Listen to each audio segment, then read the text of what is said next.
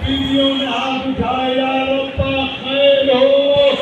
یہ عالم کبھی دائیں طرف گرتا ہے کبھی بائیں طرف گرتا ہے، لیکن جب بایاں بازو نکل گیا اب بیویوں کو عالم نظر نہیں آتا۔ عزادارو خیمے میں ایک بحران مچا ہوا ہے، جناب عباس پانی لے کر تیزی کے ساتھ جا رہے ہیں، وہ میرے ساتھ ملعون کہتا ہے حرملا اگر یہ پانی حسینی خیمے تک پہنچ گیا تو پھر یہ جنگ سون پکڑ جائے گی۔ عزادارو حرملا نے ایک تیر پھینکا، جس تیر سے مشکیزہ چھلا، مشکیزے کو چھیڑتا ہوا یہ تیر عباس علیہ السلام کے سینے میں اتر گیا۔ آپ اندازہ کریں جس کے سینے میں تیر لگا ہو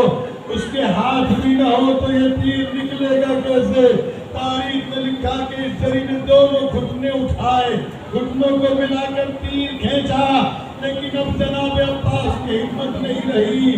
آگے نہیں بڑھ سکتے، خیمہ کا کی طرف نہیں جا سکتے، خیمے کا پانی مشکیزے کا پانی بہ چکا،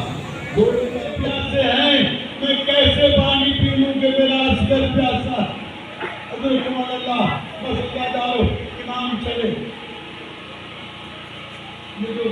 عقل میں مشکیزہ کرنے لگتا ہے یہ سنت امام ہے۔ عزادارو امام نے مشکیزہ بھی اٹھایا، علم بھی اٹھایا، وہ خیمہ گاہ کی طرف چلے، میرے خیمہ پر سکینہ کھڑی تھی، ایک مرتبہ بابا کے ہاتھ میں علم دیکھا،